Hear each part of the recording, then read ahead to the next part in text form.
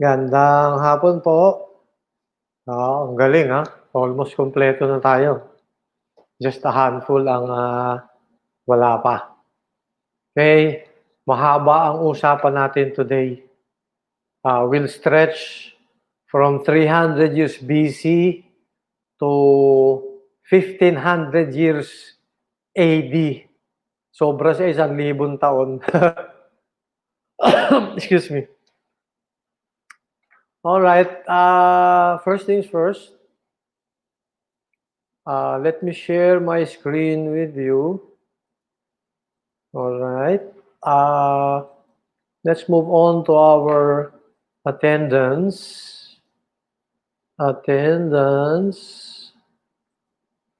Our duty sa bayan. All right, practice. Kung nagpa-practice tayong tumulong sa bayan ngayong bata pa tayo, pagtanda ninyo, when dumating ang challenge, madali lang tumulong sa bayan. Yun ang catch dyan Alright? Pinadala ko sa inyo kanina yung ating topic for today. Ito, ano yung topic for today? Ayan. Alright, language, day 4. Tama ba ako? Day 4 na ngayon, no? Language, ayan. Ano yung ating pag-uusapan? Language. Technical definition of a language. Bakit language? Wala lang. Gusto ko lang. Cute Bakit language? Alright, why language? Well, remember, when we were talking about the Greeks, we had pointed out ang mga Greeks, merong unique. Ang mga Greeks, meron silang unique method of reflection. Di ba? Ano yung unique method of reflection nila? Well, they do look at the world around them. Like you see a tree, remember? And you see a pet kalabaw somewhere. All right. And then you see the mountains along the horizon. And you see your rice fields. Yes. Tingnan natin ang mga clouds. And then mga ibon-ibon somewhere. And then you have your house. What am I talking about? Sabi natin, the Greeks, very unique kasi meron silang unique of reflective method. Reflecting upon what's around them, you know, the tree, the house, ano pa, the pet kalabaw somewhere, all right? Anyway, the point is, excuse me, the Greeks have pointed out that knowledge or wisdom are thoughts in our minds that reflect our universe. What are these thoughts that are in our minds? The thought that today the sun has risen from the east. The thought that yesterday the sun has risen from the east. The day before yesterday the sun has risen from the east. So many days the sun has risen from the east. And so, as a rule, whenever the sun rises, it rises from the east. Therefore, if tomorrow the sun will rise, it will rise from the east. Therefore, here is a way of predicting the future independent of the gods and the deities, dependent only on our capacity to reason. Bottom line, the Greeks are saying our minds are full of thoughts. And these thoughts are what? These thoughts are linguistic in nature, like the sentence, the sun has risen from the east today. Yesterday, the sun has risen from the east. Another sentence and another sentence. And there you have it. And sabi nga ni Pythagoras, kung gusto mong malaman ano ba talaga nangyayari, dapat makita mo ano yung coherence, ano yung harmony, what causes the harmony between our thoughts in our minds, which are, of course, expressed, as I pointed out, in linguistic form, in the form of sentences and words. Ergo, language. All right? As infants, we know things. We have knowledge as infants, even before we learn the first words of our language. We can have knowledge. That kind of knowledge is what we might call excuse me, some kind of instinct, or better yet, that kind of knowledge, excuse me, lamig-lamig dito eh. That kind of knowledge, ang tawag natin, genetic. Genetic. As infants, all right? As infants, we know when to cry and when not to cry.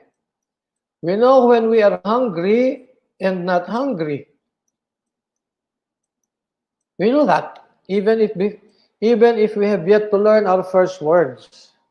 All right, but if we look at the things that we know in our minds, most of them, almost all of them are linguistic. And that's what we are interested in. Yung genetic form na knowledge, saka na natin pag-usapan yan. Pag-uusapan din natin yan. Yung genetic form na knowledge, importante rin. Pero mas importante sa atin ngayon, alin? Yung linguistic form of knowledge. These things in our minds, sentences, thoughts, memories in the form of linguistic expressions. How do they have harmony or coherence or unity? That's what we want to find out. All right?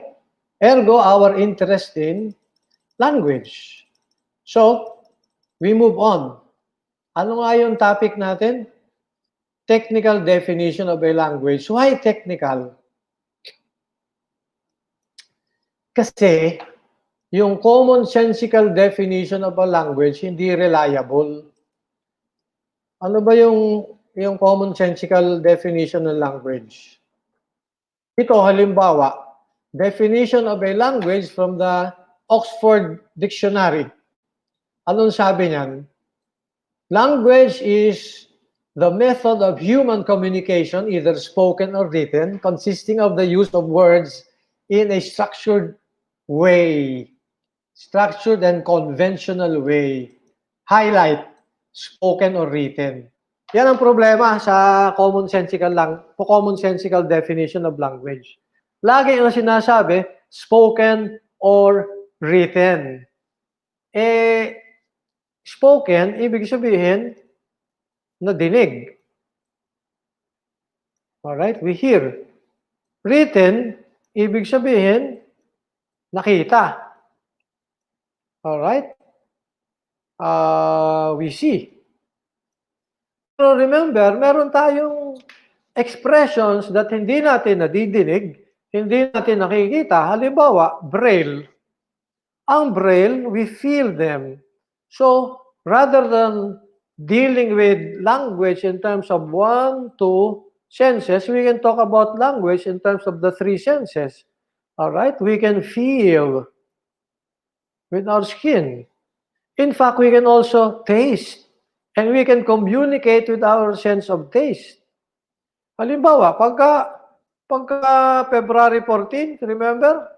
What do? Nagbibigay kayo ng something sweet sa inyong mga labi-dabi, di ba? You express, you communicate as if in a language through your sense of taste. Bigyan mo ng something sweet. Ayan ang halimbawa ng ating pagsasama, or kung galit ka, bigyan mo ng pagkaasim-asim na mangga at pagkaanghang-anghang na sasawan. Yan ang ating pagsasama. And remember, we also have our sense of smell. We communicate with our sense of smell. In fact, most vertebrates communicate with their sense of smell. Thanks to their pheromones. Alright? Kayo lang, di nyo nahahalata eh. Pero sa totoo lang, malaki ang role ng pheromone sa buhay nyo eh. Alright? So we have our sense of smell through which we can communicate. You have entire industry on the basis of your sense of smell. So, ayaw natin yung commonsensical definition kasi they only talk about spoken or written expressions. For our purposes, we are interested in all of our 5 senses. And for our purposes, we are using a definition of language, the technical definition of language, given us by a professor from Michigan State University. Although namatay na yun, kamamatay lang yata fairly recently, matanda na. He has been one of the more famous American philosophers of the 20th century. Yan, si William P. Alston, alright? William P. Alston, meron siyang paper sa Collier's Encyclopedia. I'll give you a copy of it maybe next meeting. At siyang sumulat nga niyan, yung paper niyan on language, and this is his definition.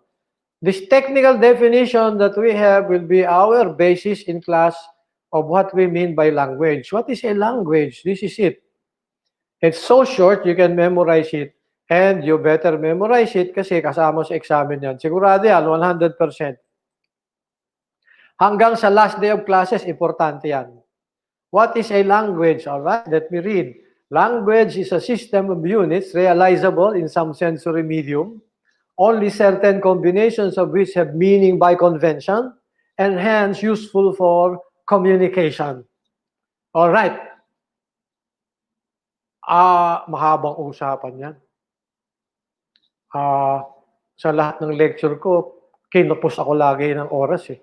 Hopefully, dito sa klase nito, hindi. Alright, what is a language? Language is a system. Alright?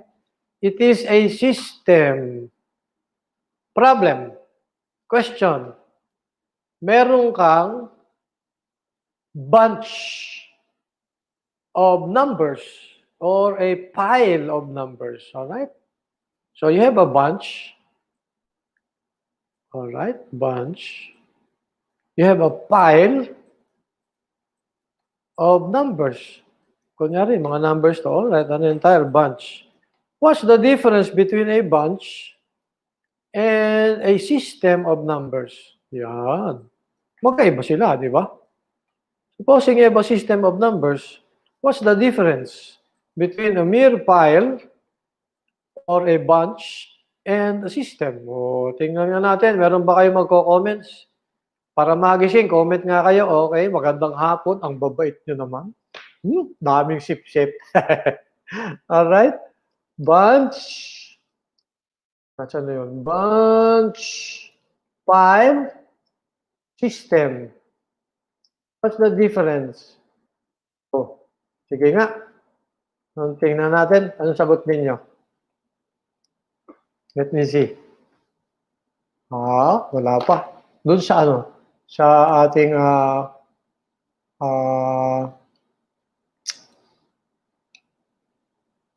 Google Classroom. Wala? Comments? Okay, sige, ako na lang ang sasagot. Tayo ninyo eh. Alright. Yun, may sumagot. Sino kaya yun? Tingnan natin.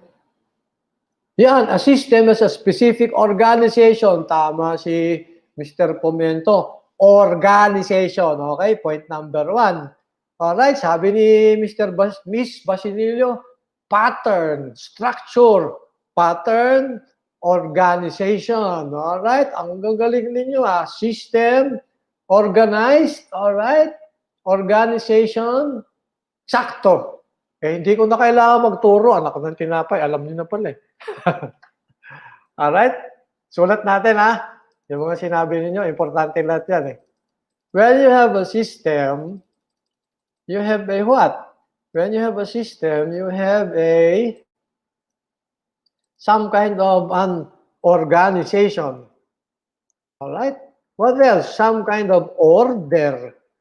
Alright? And when you have some kind of order, that means you have some kind of structure. Alright? In other words, you have some kind of pattern. Ang galing ninyo, di ba? Organization coming from the word organism.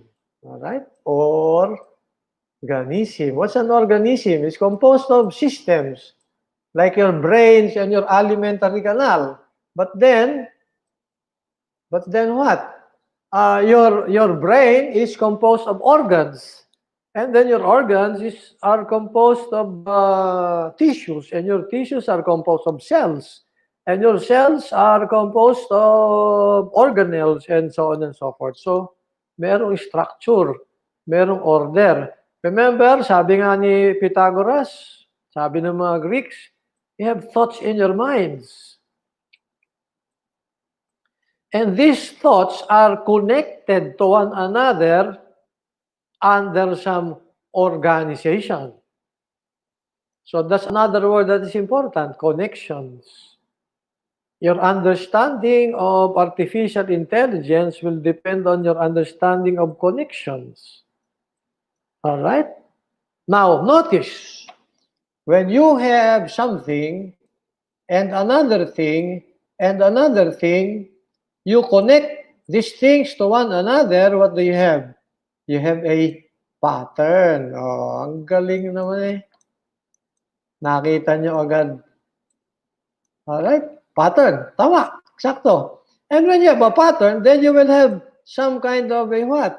When you have a pattern, you will have some kind of a structure. Yes, parang Eiffel Tower structure. Alright? And that is precisely how you know you have organization or you have order. Hindi naman yan pagka meron kang tinatanong, paano mo nalaman may order or organization? Ala, di pisil-pisilin mo, amoy-amoyin mo, tikman mo pa, o are, tikman mo rin. Merong organization at order. No. We know there is organization and there is order when we see some kind of structure or pattern. Why? Because we see the connections.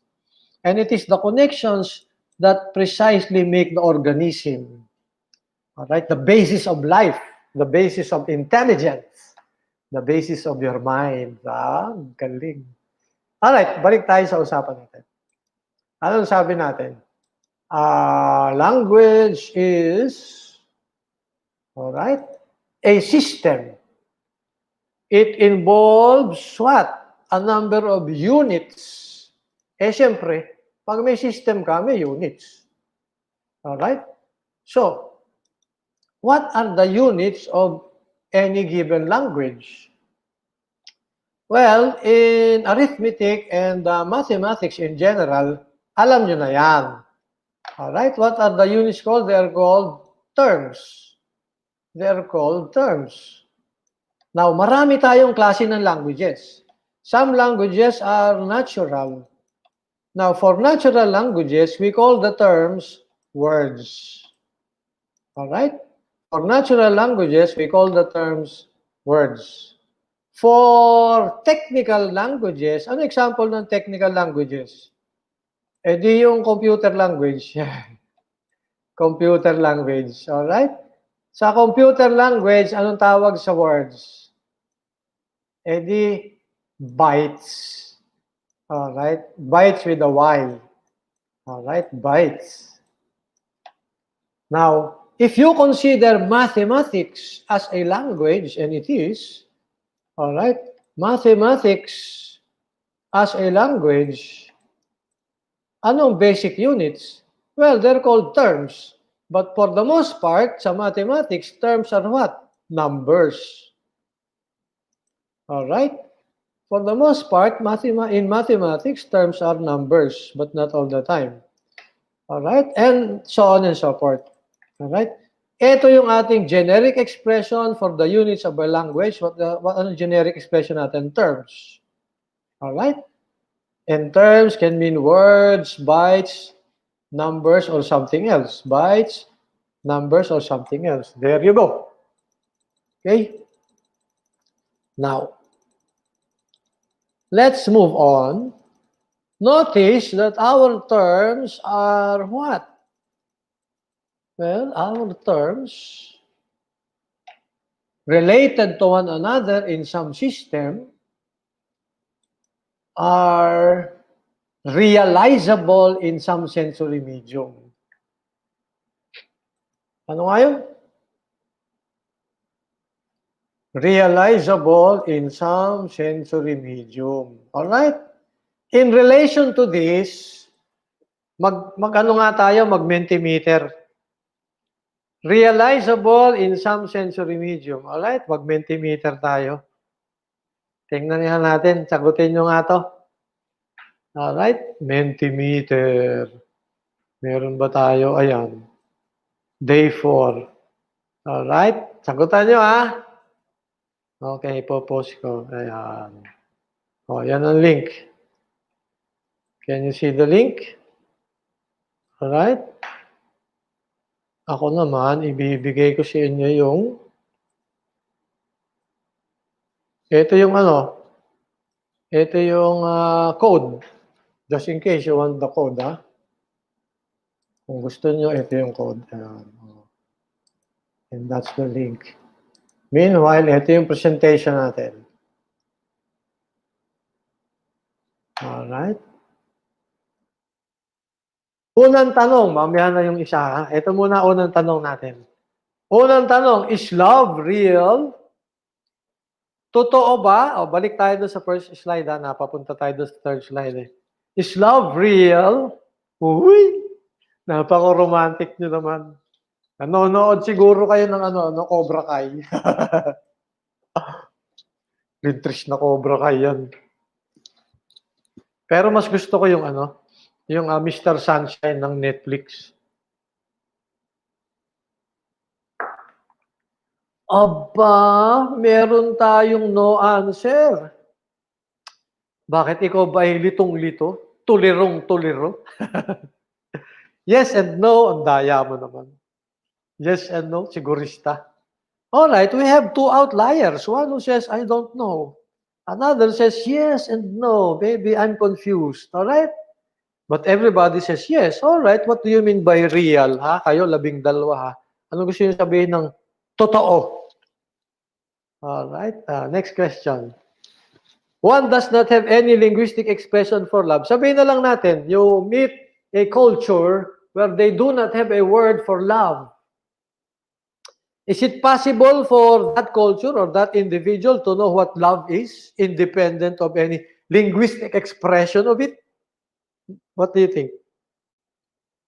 Uy, daming sumagot agad ng yes. Kayo mga romantic. Kung ano mga pinapanood ninyong mga ano ba yun? Landing on you ng mga melodrama. Alright? Yes and no na naman talaga to. Ang kulit mo. Alright? Kayong 11 o 12 na. Kayong 12, hindi nyo ba naiisip? You can express your love in terms of a painting. You can express your love in terms of music. Alright? Tama naman, di ba? Ang galing ninyo, Or you can express your love in terms of your sculpture. Ang galing ninyo. Kaya 12. Sige. Alam na alam nyo, Ito yung next question. Alright? One absolutely does not have any physical way of expressing love, as for example, with songs, or with sculptures, or with books, or with computer memes. Wala. Nothing physical. Still possible for anyone to know what love is? What do you think? Yes? Talaga, Yes, 7. Yung iba? 8. Walang sumasagot ng no? Uy, nawala na yung yes and no natin, Yuhu. Wala. Puro yes? Puro yan, no! No, no, no, no, no, no, no, no, Tapang. Very good. We need you to stand your ground. No. Kahit lahat ng general, sumasaludo ng saludo ni Duterte, may general pa rin natitira na, bahala kayo sa buhay nyo. Alright. Let me see. Ask a question. Alright, example po ng system, mathematical system. Of course, the scientific system of so many rules of biology, rules of chemistry, alright? May tanong ako, walang physical means, how do you tell anyone about it?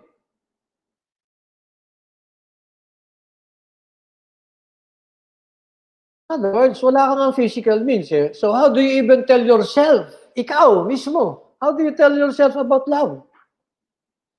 Alright, babalikan natin mamaya yan, ha?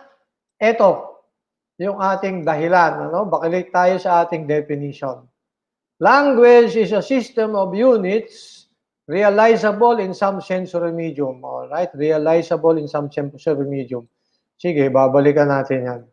But meanwhile, ano nga ang sabi natin? Meanwhile, ang sabi natin, when you have a language, what? That means you have terms. And the terms are governed by patterns. How do you express your patterns? You express your patterns in terms of your rules. All right? What's the pattern? Whenever the sun rises, it rises from the east. All right? In a language, the rules are called rules of grammar. All right? In language, the rules are called the rules of grammar. All right? Kahirap magsulat ng ano eh. Ng mouse. All right? Grammar. All right. Yan. Now, there are 4 kinds of rules of grammar. All right? 4. 1, 2, 3, 4. All right. Yung unang rule or set of rules ay more or less alam nyo. Bakit? Kasi kayo ay bilingual. Marunong kayo ng Filipino, marunong din kayo ng English.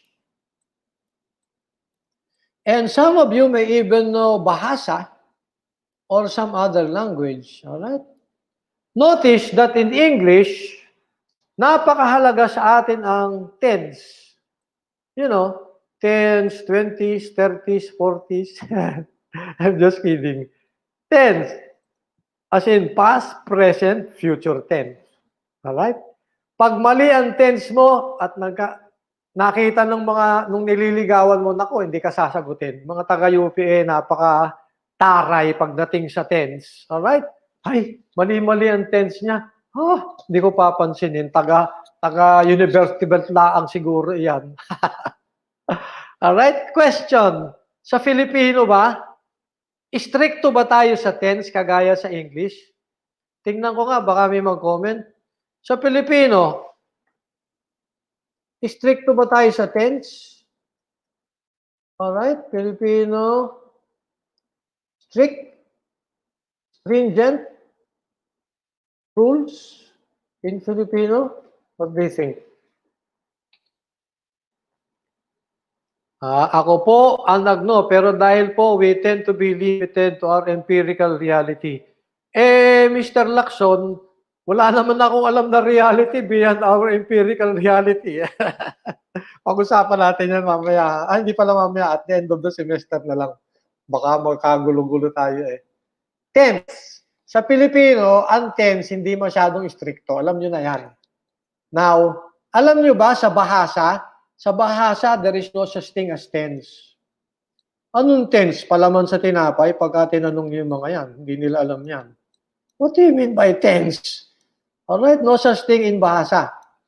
So what are we saying? You have 1, 2, 3 languages. And with the 3 languages, we can observe that there is something unique with the rules for each language. And you all know that because you're all bilinguals. Alright? When you deal with rules that are, in a manner of speaking, internal to the language, as you know by experience being bilingual, you're dealing with what we call the rules of syntax. Alright? Basta internal rules, rules of syntax. Unique to the language, rules of syntax. Alright? Walang language na walang rules of syntax kasi hindi pwedeng wala kang rules to connect your expressions in your mind. And the moment you connect your expressions to one another, then you have syntax. Now, notice, Kamatis, that we have already pointed out as philosophers with their unique capacity to reflect. When they look at their world, they have representations of this world in their minds, all right? When they think about the universe in which they live in, they have some kind of reflection of what's going on outside of their minds. All right? We've already said so and pointed out several times over. So, sabi nga natin, may reflection yung mundo sa isipan. Alright? At yung reflection na yon ay involving our expressions, our terms, and they are ours. Alright? So, you have something here connected to something here. You have something here connected to something here. You have something here connected to something here. And therefore, you're actually saying that there is a connection between this system and a connection of that system to this system. Remember, your universe, your world is also governed by rules. Ano yung rules ng universe mo? Yung mga planets, they have to revolve around the sun under some elliptical form. Hindi circle, kailangan ellipse. Kasi yung ellipse, cute. Alright? So, your universe is governed by rules. Your universe is governed by rules. And this universe itself is somehow connected to your system of words. And so, there is here the assumption that there is some connection. All right? Connection between your world of objects. All right? Sabi nga ni Mr. Lacson ay yung empirical objects mo. Mundo ng iyong empirical objects ay somehow related sa mundo mo ng language. Notice that there is here an assumption, all right? There is here an assumption na may relationship involved. Ito, dito. And itong relationship na ito governed by rules. And guess what? These rules are external to the system, your language. Yes. Kasi yung mundo mo ng objects, nasa labas yan ng iyong system ng language mo. Alright? So, let's move on. What are we saying? A second type of rules of your grammar involves what we have already pointed out, external rules. Alright? Involve external rules. Etong external rules na ito, alright? Etong external rules na ito, for our purposes, we will describe them as external. Ang tawag dyan, rules of semantics. Rules of semantics. Yan. Now, focus your attention on 1 and 2. Alright? These two are the necessary components of any useful or non-trivial language. Non-trivial language. Bakit? Kasi may language trivial eh. Non-trivial. Alright? Basta ang language mo ay reliable and useful, non-trivial. Non-trivial, meaning to say, one, meron kang rules of syntax at meron kang rules of semantics. Bakit ko nabanggit yan? Alright? Necessary components to, necessary components. Bakit sila necessary? Ganito nga, paliwanag natin. Alright? Necessary components. Ano yan? Syntax and semantics. Bakit necessary? Ito nga. Supposing you are playing the game of chess. Ang chess, meron pa nga yang notation eh. Ang chess may kanyang language. Alright? Ang chess, meron kanyang language. Meron siyang syntax dun sa kanyang language. But guess what? Kung ito ang mundo ng chess, your system of chess, at ito ang mundo mo ng universe, your world, question, ang assumption ba, kagaya kanina, merong essential, important relationship between the components of your world, chess, and the components of your world, the world of objects, of planets and things? Meron ba? Wala naman eh. Kung merong relationship yung dalawa na yan, accident. Alright? Nakakita na ba kayo ng tao kung kumilos pa ganito? Oh,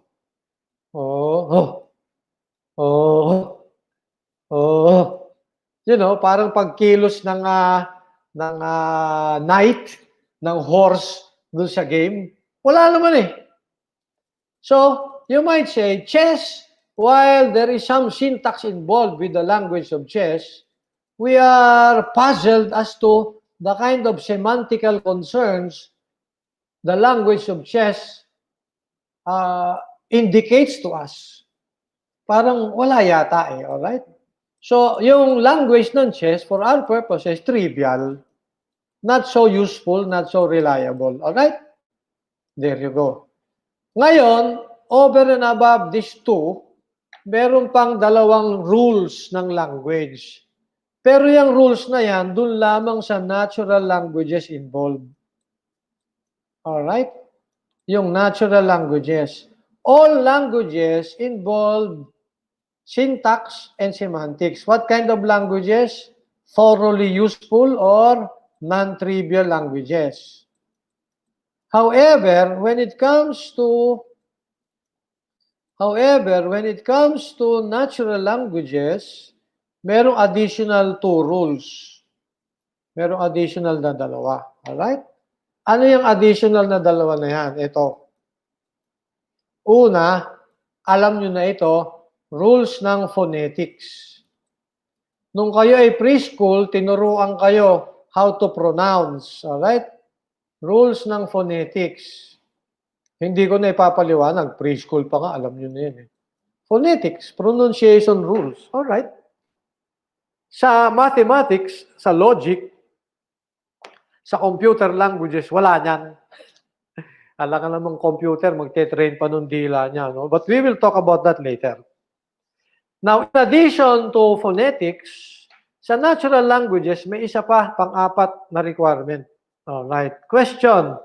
Nakakita na ba kayo ng word na merong 10 or more syllables? Mahirap, ano? Pero meron. Sa German, meron. Tsaka ito, alam nyo na ito eh. Let me give a word with 10 syllables. Supercalifragilisticexpialidocious. Diba? Word with 10 or more syllables. Next question. Word with 10 or more syllables and all consonants. Wala akong alam yan. Malabo yan. 10 syllables, all consonants. Wow. Alright? But let me tell you, merong word na 10 syllables or more, all vowels. Whoa! All vowels? Talaga? Hulaan tayo. Ano yan? Well, let me tell you about it. Alright? Anong word yung all vowels? Di ba nagbabasa kayo ng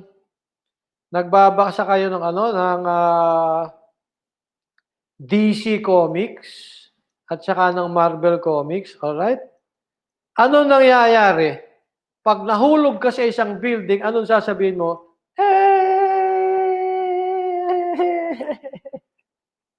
Di ba? Puro vowels yan. Alright? What am I saying? Well, I'm just kidding. Alright? What am I talking about? I'm saying, nagkamali pa ako. I'm saying, ganito. Alright? when you have syllables, your syllables themselves are governed by rules. All right? Your syllables themselves are governed by rules. For example, in Asia, all right, single syllables can have meaning.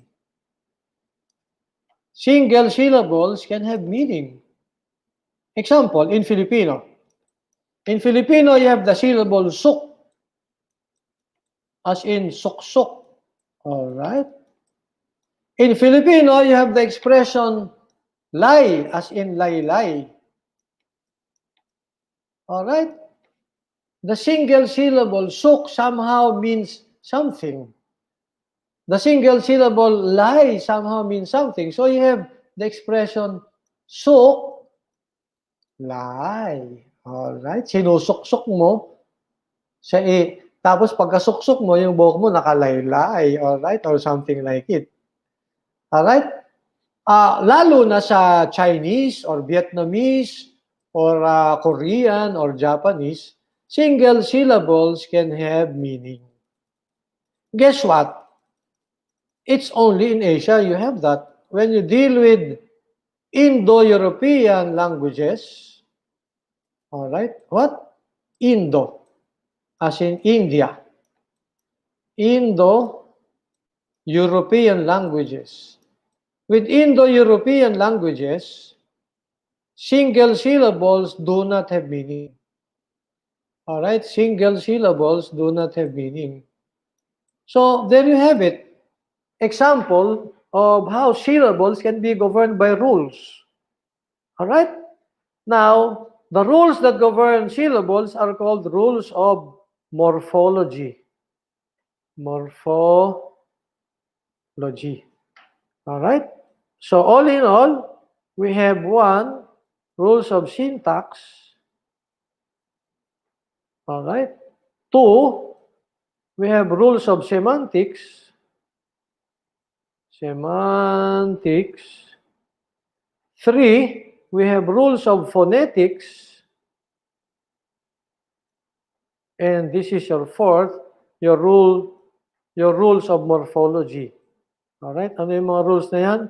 Rules ng syntax, rules ng semantics, rules ng phonetics, and now rules ng morphology.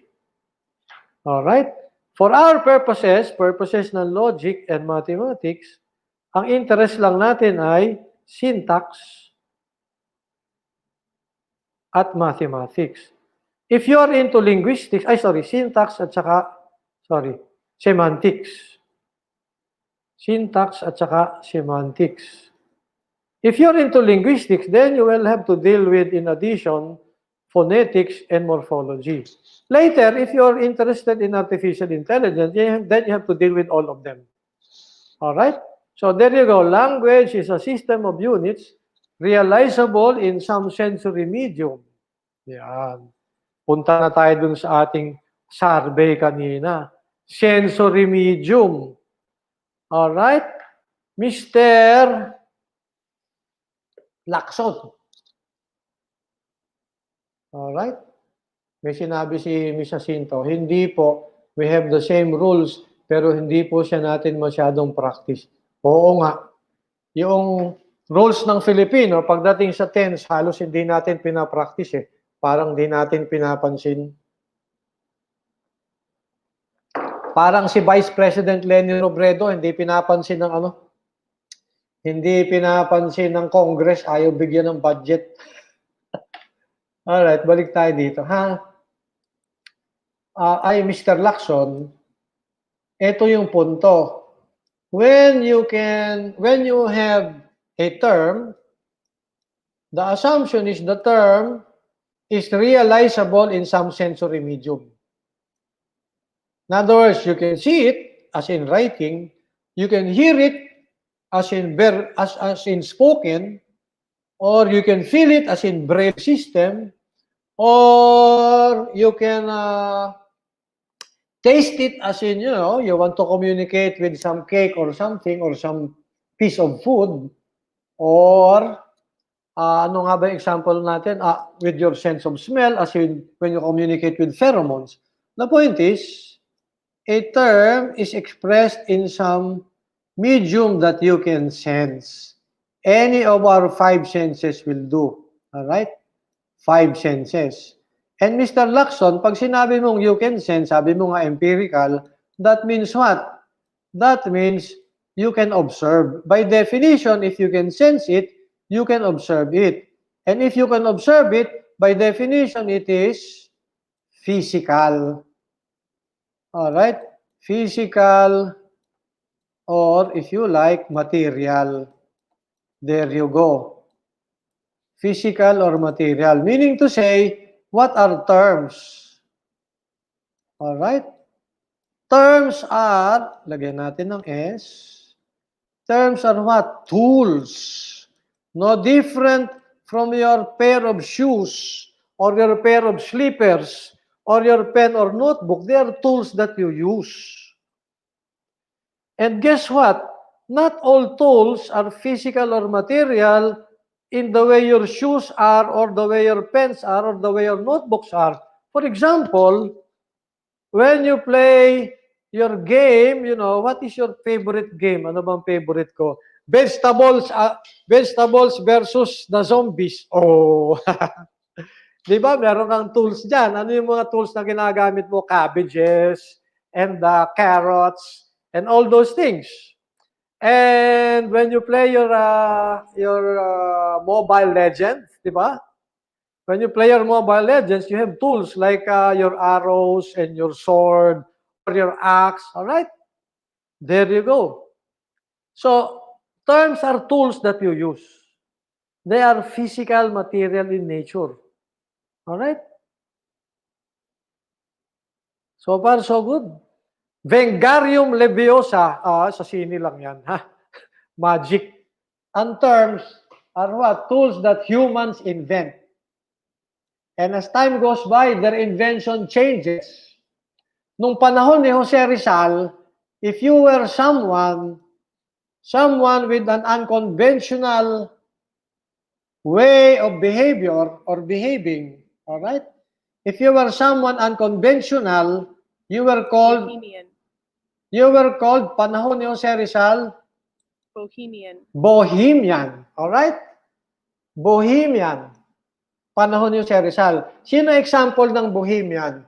Si Vincent van Gogh. Sinong example ng Bohemian? Si Paul Gauguin, best friend ni Vincent van Gogh. Anong itsura niya? Ganyan ang itsura ni Vincent van Gogh. Ganyan ang itsura ni Paul Gauguin. All right? That was the 19th century, 1800s. Anybody unconventional, you were called a Bohemian. All right? Now, we invent the expression Bohemian. Why? Kasi nung panahon na ni Jose Rizal, yung isang babaeng mayaman, baroness ng Bohemia, sabi niya, kayong mga pobreng mga artist, kagaya ni Vincent van Gogh na walang bumibili ng painting, kagaya ni Paul Gauguin na walang bumibili ng painting, sabi niya, you come to my abode, I will give you a house, I will give you a place to stay, I will give you stipend, I will give you food, I'll give you all the material, you do your art. Di lahat ng mga artist nagpuntahan doon, nako, naloko na. Yung mga artist pala ang itsura kung ano-ano, parang pag pumunta kayo sa College of Fine Arts, ano itsura ng mga bata doon? Ala, yung mga buhok akala mo, pag pinatakan ng butike, mamamatay. Sa mukha ano-anong mga nagkakaguri doon at saka mga tusok-tusok. Alright? Very bohemian. Yun ang tawag. You invent the expression bohemian. Alright? Now, as you invent the expression bohemian, what happens? You now have a change of situation. How do you get to have a change of situation? Dumating ang sumunod na generation. Generation kasi 1800s yan panahon ni Jose Rizal. Generation ni F. Scott Fitzgerald. Sino pa? Ernest Hemingway. Sino yung mga yan? Mga artist na tambay sa France. Bakit? Sa France, ang ganda ng music scene. Bakit? Kasi yung mga African Americans, pinalaya sa Amerika kasi pinapatay, nag-iimbento daw ng music of the devil. Ano yung music of the devil? Jazz. Ano pa? Ragtime music. So, nag-alisan sa Amerika, mapapatay, ended up in France, gumanda ang art scene sa France, pati sina Picasso, tambay na ng France. Doon sa tambayan nila, ang hilig nila makinig sa music, kung ano-anong mga dala nilang mga musical instruments, ayan ang itsura, naka-beret. Ano pa, naka-shades. Bakit? Kasi pagka sila ay nakikinig ng music, nakadamo, naka-hashish, kasi doon sa France hindi bawal. Pagka ikaw nakadamo, yung mata mo namumula, kaya kailangan naka-shades ka. Dahil nasa France ka, nakasuot ka ng beret. At dahil ikaw nga ay artist, mahilig ka sa music, lagi ka may dalang bongo or gitara, at usually naka-sandals ka at saka naka-dungarees, and meron kang goatee, unconventional behavior. Yung dating bohemian, ang tawag, beatnik. Dumating ang panahon, ang tawag na sa kanila, beatnik. Bakit? Kasi mahilig sila sa rhythm and beat. So, parang ganito ang dating nila, no? Namimiss nyo na yata ako, tingnan nyo nga ako. Yan. Beatnik, kasi ang hilig nila sa rhythm. Sabihin nila, wow, man, it's the rhythm, man, it's the rhythm. Yeah, it's the beat, man. Yeah, it's the beat. Alright, kaya ang tawag sa kanila, beatnik. Alright, yung mga beatnik, sumunod ang henerasyon, yung henerasyon ko. Yung henerasyon ko, galit kami sa mundo. Bakit? Kamuntik na magunaw ang mundo kasi si John F. Kennedy, inaway si Khrushchev. Yung mga Ruso at mga Amerikano, magbobombahan ng nuclear arms. 12 kilometers na lang, na-disgrasya na. Buti, hindi natuloy. So kami nagbuo ng mga anti-nuclear war movement. Tapos later, nagalit kami kasi nauubos ang ating environment, nasisira. Nag-invento kami na Earth Day. At ang aming mga kanta tungkol sa Earth and protection of the world. And sabi namin, back to nature. So, later on, iba na rin ang itsura namin. Unconventional ang itsura namin. Ayan. Alright? Ang pantalon namin parang pangwalis ng karsada. Ang tawag, bell bottoms. Yung aming mga pantalon na mga hips, ang baba-baba, halos malaglag na yung aming mga salwal. Ang tawag sa aming mga pantalon, hipster, kasi mababang-mababa ang hips. Alright? Ganyan kahaba ang buko dati. Meron pa akong tali, tapos meron pa akong bulaklak. Tapos meron akong pendant. Sa sobrang laki ng pendant ko, parang pag nadapa ako, di na ako makabangon. Ang tawag sa amin, dahil sa pantalon namin, ay hipster. Tawag sa amin, hippies. Pero yung mga hippies, later on, nagbagong panahon, hindi pinapansin, gumulula-gulo ang mundo. Then, ano nangyari? Yung mga hippies, uminit ang ulo, naging mga punk. Yung mga punk later, nagbago na naman ang panahon, naging mga hip-hop. Dito sa Pilipinas, yung mga punk, hip-hop at kung ano-ano, ang tawag sa amin, Jeprox. Ayan ako, nasa gitna. Anong tawag sa amin? Jeprox. Alam niyo ba kung bakit Jeprox? Kasi pag bumibili kami ng damo, syempre ayaw naming malaman ng pulis tsaka tatay nanay namin.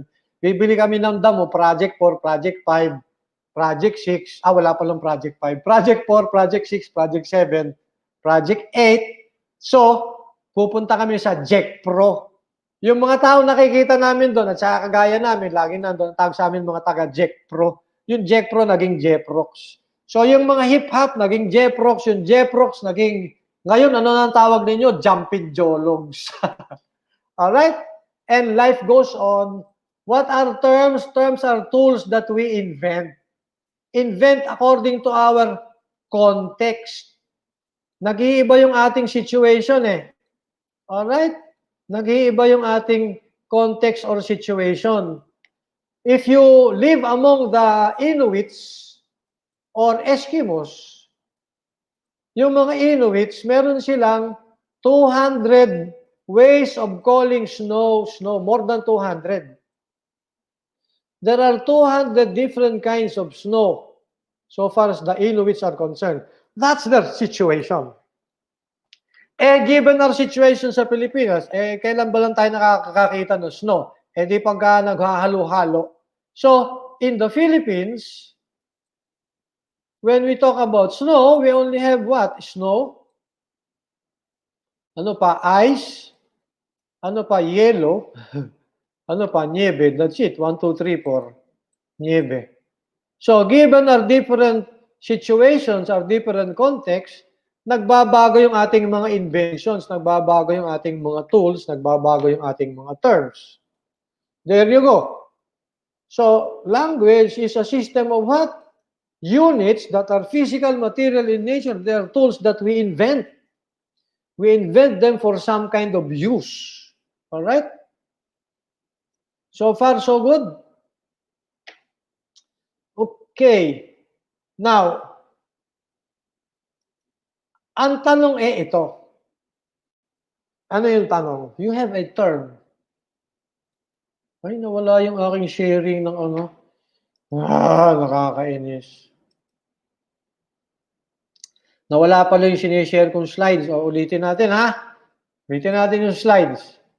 Meron tayong terms. Alright? Ay, sorry. Ulitin natin para sigurado. Meron tayong terms. What are our terms? They are physical, material in nature. Alright? Because we can sense them, therefore we can observe them. Therefore, they are material or physical in nature. Because they are physical in nature, therefore they are tools that we use. And tools, we invent them. And how do we invent them? Well, depending on our situation. Alright, anong situation ni Jose Rizal?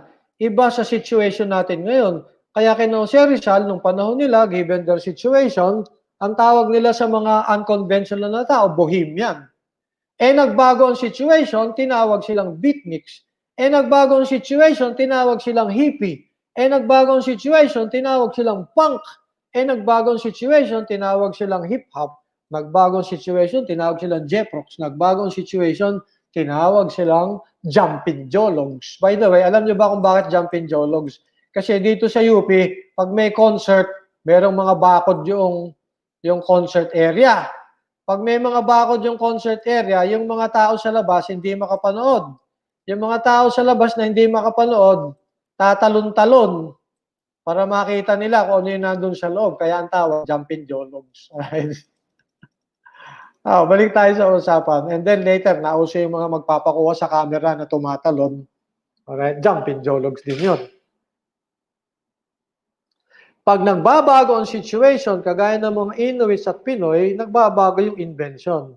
And then, therefore, the invention becomes what we call conventional.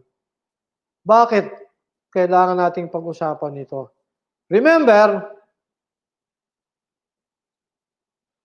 excuse me, sinisipon na ako, gawa na rin aking air conditioner eh. But hopefully wala akong COVID. Alright, ganito. Okay. You have a term. Okay. Can you see that? You have a term. Alright. Your term is related to some kind of meaning. That's why it is useful. Alright. Your term is physical and therefore you use it. It is precisely useful because you have some meaning for it. Question, how can you describe the meaning of a term? Well, let me give you an example. You have a triangle. You know that if you change the magnitude of one angle of a triangle, the magnitude of another angle of that triangle will change. Yes? And if that magnitude changes, then this magnitude itself will change. Yes?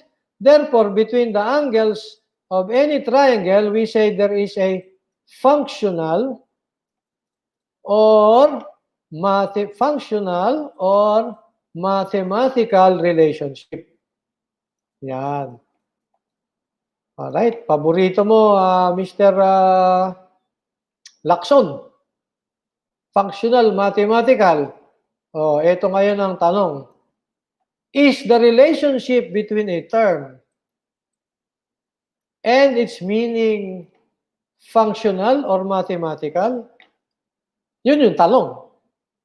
And I know what you're going to answer. You're going to answer, of course not. Okay, sige, we agree. It's not functional or mathematical. Okay, let's take another example. What other example? Supposing you have a mother. All right, a mother. So, anong itsura ba ng mother? Naku, nahirapan na ako na rin. Mother. All right. Mother. All right, supposing you have a mother and a child. All right, and a child. Right. So, and a child. All right, a mother and a child. Notice that between the mother and a child, you can assume that there is some kind of relationship, yes? And how can we describe the relationship between a mother and a child? Well, we can describe it as natural, of course, or we can describe it as, kung hindi natural, biological. Biological. Question: is the relationship between a term and its meaning natural or biological? O, anong sagot? Well, I presume you will agree with me, ang sagot, hindi natural, hindi biological. So, ang next question natin, putang ina, pardon the expression na, oh my God. Anak ng tinapay, ano ba tawag dyan sa relationship na yan? And ang sabi nga natin, ang tawag dyan, conventional. Alright? Conventional. Because you invent it so that it can be useful. But it can be useful only if there is some kind of convention coming from the word convere to come together and agree. You agree as a community because if you don't agree, then it does not become useful. And so, that is how we will describe the relationship between a term and its meaning. It's conventional. If you like, conventional according to your culture. Now, question. Bakit ganyan ang kultura ng mga Inuits compared sa kultura ng mga Pilipino? Meron silang kultura na, meron silang 200 ways of calling snow, snow. Compared sa ating mga Pinoy. Well, simple. Kasi magkaiba tayo ng situation. Magkaiba tayo ng demands ng culture. Tanong, bakit ganun nga ang culture nila? Well, that's a matter of accident. That's a matter of accident. What kind of accident? Well, whim of nature. Nung pinanganak tayo, including pinanganak yung kultura natin, hindi naman tayo nakapili eh. By whim of nature, accidentally, dyan napunta ang mga Pilipino sa mga islands ng Philippines. At by kamalasan naman ng mga Inuits, doon sila napunta sa Alaska at saka sa North Pole. Kawawa naman. Alright? Kaya hirap na hirap sila magpadami. Anong gustong sabihin yan? Not only is the relationship between a term conventional, between a term and its meaning, let me repeat, not only is the relationship between a term and its meaning conventional, the relationship is arbitrary according to the whim of nature. In a manner of speaking, arbitrary rin. Bakit? Kasi arbitrary yung pag-develop ng culture in some specific geographical location. Arbitrary. Kasi bakit doon napunta yung mga Inuits? Wala. Whim of nature eh. Alright? Arbitrary. So, how can you describe? How can you describe the relationship between a term and its meaning? It's conventional, but at the same time, arbitrary. Alright? So, language is a system of units realizable in some sensory medium. Alright? Only certain combinations of which have meaning. There you go. Ito yung pinag-uusapan natin eh. Hindi lang sa ang expressions na language ay physical. Hindi lang sa ang expressions na language ay physical, material. They are also what? Governed by some kind of convention. Alright? Only certain combinations of which have meaning by convention, and hence, finally, useful for communication. Useful for what? Communication. May tanong ako, sino sa inyo ang hindi tao? Bakit ko tinatanong? Kasi, as you will see later, pero later na ha, your capacity to wield language is, alright, your capacity to wield language is genetic. Genetic, alright? Your capacity to wield language is genetic. Whether you are born together with your community or you're born alone, inevitably you will develop a language. It's genetic in nature. Meaning to say, it's very natural for you, for any human being with your own 23 alleles, your hormones, your genetic inheritance will mean what? You understand what it means to communicate. So, hindi ko na ipapaliwanag ha, para hindi mahirap ang buhay ko. Communication as a concept is something very natural for every one of you to understand.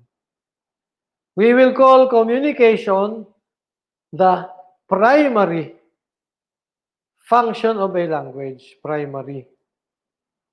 Alright? Unfortunately for you, this is not the only important function of a language. Some functions of a language are important, although not as important as communication. Nevertheless, they are also important. We will call them secondary functions of a language. Alright? So, ano yung primary function? The most important function. Ano yung most important function? Communication. And, however, in addition to communication, meron tayong secondary functions of a language, and there are 1, 2, 3 of them. Ano yung 1, 2, 3 of them? Ay di pag-usapan natin. Alright? There you go. Ano ang unang function of a language that might be considered secondary? So we know a language is primarily for communication. Guess what? A language, in addition, is also useful for what? Alright? Notice, nung pumasok kayo sa UP, kumuha kayo ng UPCAT. Doon sa UPCAT, ang dami yung questions about word meanings. Tama, mali? Sigurado, marami. You know why? Kasi, sabi nga ni Mr. Lacson, meron tayong empirical data. Ano yung empirical data? Empirical data to prove na ano, the more terms you have, the higher the IQ. Pag marami kang terms, mataas ang iyong IQ. Conversely, pag kukunti ang terms mo, limbawa, ang mga terms mo lang ay yung mga tungkol sa suntukan, sa away, alright? Ay di, mababa ang IQ mo compared to others who know more. Alright? In other words, what are we saying? The number of terms that you have actually facilitate thinking. Alright? Language facilitates thinking. Facilitates thinking. Alright? Importante yan. Remember, our things in our minds are reflections of what we see of the universe. Alright? And these things that we see of the universe, alright, expressed in the form of words and sentences, they help us think. Alright, they help us reflect. Alright? Language facilitates thinking. But guess what? Because language facilitates thinking, language also facilitates perception. Alright? Kunyari, nanood kayo ng MMA. Alright? Mixed martial arts. Kasi nag-date kayo. Dinate mo yung iyong girlfriend sa MMA. Exciting, di ba? Anong mangyayari? Problema. Ikaw, martial arts enthusiast, marami kang nakikita. Bakit? Meron ka expression, axe kick. Meron ka expression, 45. Meron ka expression, roundhouse. Meron ka expression, turning long. Meron ka expression, side kick. Meron ka expression, kung ano-ano. Eh, yung kasama mong girlfriend, ang nakikita lang, yung suntukan, at saka yung sipaan. Alright? And so, pagka natapos na yung MMA bout, sasabihin ng girlfriend mo, ay, ito magaling. Bakit? Eh, nanalo eh. Eh, bakit nanalo? Eh, magaling nga eh. Eh, bakit nga magaling? Eh, nanalo nga eh. Mamaya, suntukan na kayo dyan, di ba? But you will say, well, magaling siya kasi ang kanyang axe kick, ang ganda ng timing. Ang kanyang turning long, very accurate. Yung isa naman, puro 45 lang ang alam at saka side kick. Tapos, ang sama-sama pa nung kanyang turning side. So, marami kang pwedeng sabihin. Some people, when they say red, wala lang, pula. Ano pa? Wala, pula nga. Eh, pero some people will say, well, it's oxblood red, or it's crimson, or it's dragon blood red, or it's maroon, etc. Ang daming klase ng red, ha? Alright? Pero sa ibang tao, sasabihin nila, wala lang, pula, tapos. Alright? So, not only will language facilitate the way you think, language facilitates perception. And that's good. Facilitates perception. Alright? So, girls, pagka merong nangliligaw sa inyo, tanungin nyo agad. Anong ibig sabihin ng semantics? Alam mo ba yan? Anong ibig sabihin ng syntax? Pag hindi kayo nasagot, wag na. Baka yan taga university belt lang wag nyo nang patulan. Alright? Okay. Pangatlo, ano yung pangatlong secondary functional language na importante sa buhay natin? Alright? Secondary function. Ano yung pangatlo? Well, ito yung pangatlo. Ano nga? Question. How do you know your sons and daughters of your parents? Baka nami-miss nyo na ako eh. How do you know you are sons and daughters of your parents? Alright, sasabihin niyo ba, sir, ito, meron akong birth certificate. Malay ko kung gumawa niyan si Napoles o kaya yung mga taga-PhilHealth. Baka fake lang yan eh. Nakita nyo ba na binunot kayo sa nanay nyo? Uy, ako yun. Hindi naman. Alright? Sir, kasi kamukha ako yung tatay ko eh. Ako, kamukha ako si Dolphy. Therefore, anak ako ni Dolphy. Merong kasabihan ang mga Chino, sabi ng mga Chino, wise is a man who learns from his experience. But merong mga Chino naman nagsabi, but wiser is a man who learns from the experience of others. Ayan. Alright, balik tayo dun sa sharing ng ating slides. Screen. Ito yung gusto kong sabihin. Alright? Ano yung gusto nating sabihin? Gusto nating sabihin na language also facilitates transfer of knowledge. Alright? Transfer and, dagdagan pa natin ha, and accumulation of knowledge. Paano? Kaya nga tayo merong civilization eh. Alright? Sino sa inyo nakalabas na ng mundo? Aber. Alright? Wala namang nakakalabas ng mundo sa inyo eh. And yet you claim that the world is round.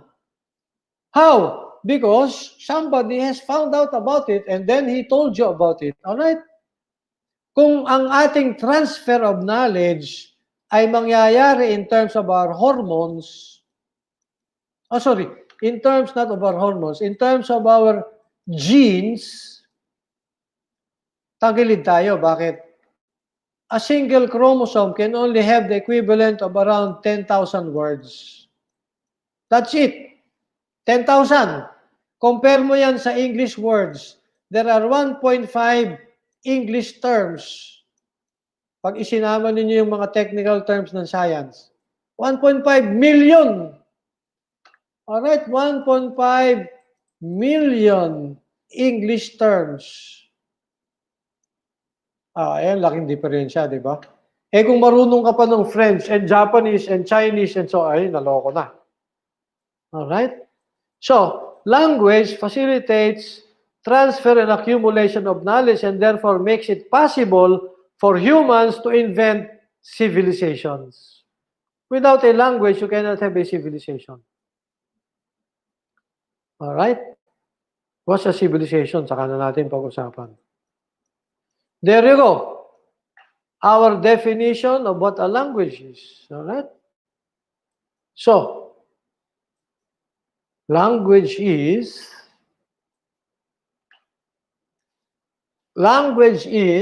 a system of units, a system of units called terms, governed by the rules of grammar, namely rules of syntax, semantics, phonetics, and morphology, that are physical, meaning to say realizable in some sensory medium, therefore observable tools.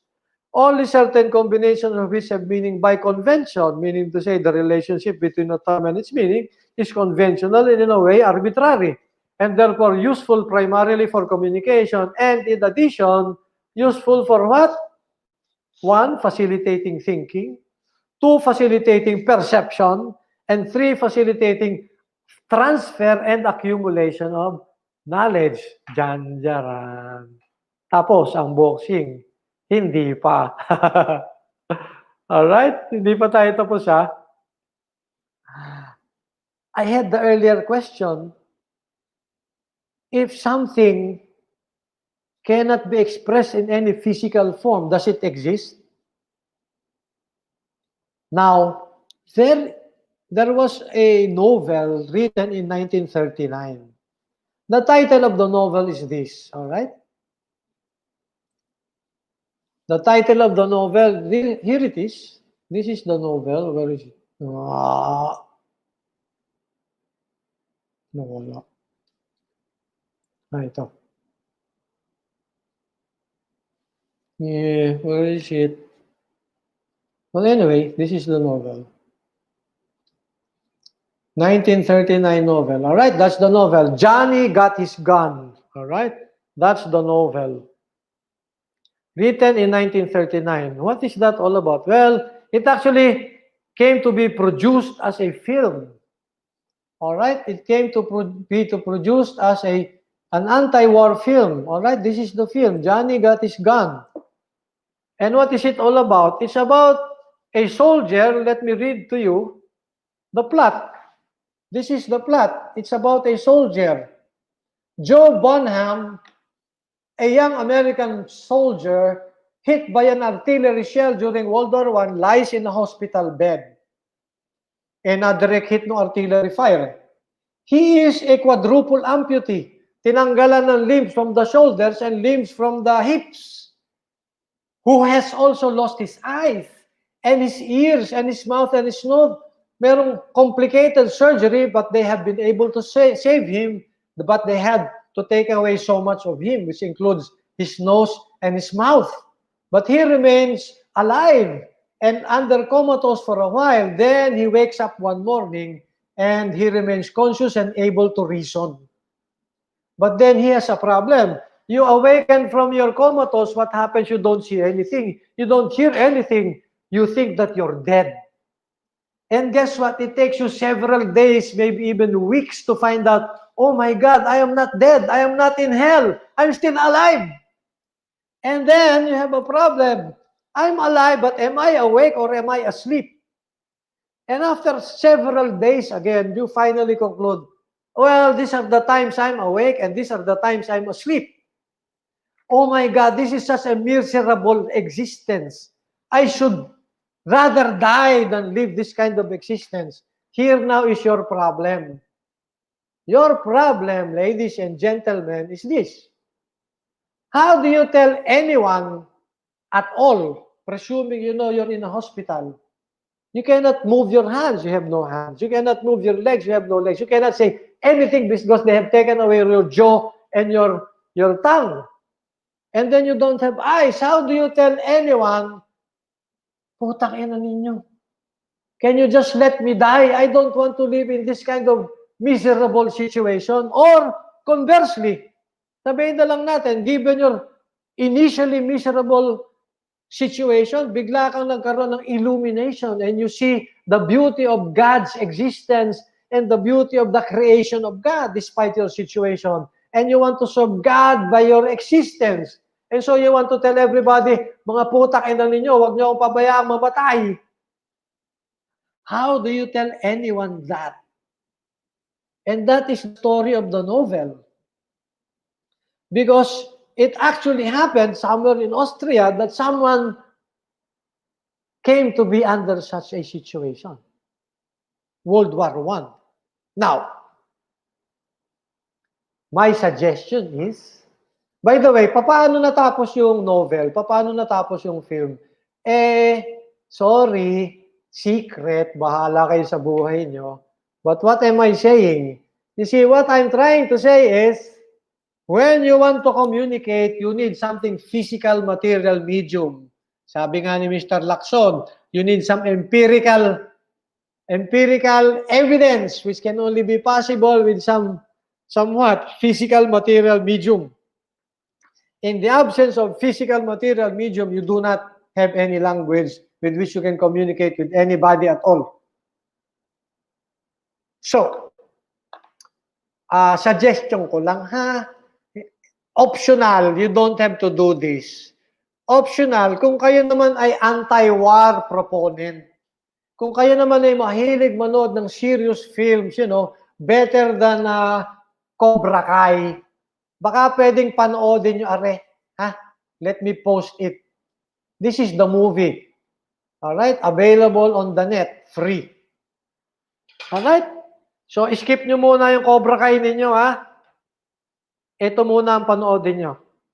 Yan. Kung may time lang kayo. And this film emphasizes to you the value of what? The physical, material medium of communication. And also, it tells you so much about what life is all about and the meaning of life. And you might, at the end of it all, become philosophical. Who knows? Alright? Any question or dagdag or mali? Baka may mali akong nasabi, nagkamali na naman ako. Alright? Questions po? May oras pa tayo, 5 minutes. Sige, magdagdag na lang kayo ng tanong or comments. Kasi baka may klase pa kayo, madisgrasya yung klase ninyo, mapagalitan pa ako. Alright? Magandang hapon po sa inyong lahat. Thank you for keeping me company, the 18 of you. Naku, sino kaya yung dalawang absent? Di bale, baka naman may excuse. Alright, if you have any comments, ilagay nyo na lang din sa ating YouTube comments or din sa ating Google Classroom comment area, wherever you like. Okay? I'll see you next meeting. May assignment ba tayo? Wala muna. I'll tell you if we need to do some assignment sometime tonight. Kung wala kayo natanggap tonight, then wala tayong assignment. Alright? Magandang hapon po. Ingat lagi. 290,000 na tayo sa kaso natin ngayon ng COVID. Things are getting worse. And it will be worse by the end of the year and worse by next year. Alright? Sige. Salamat po. Peace, man.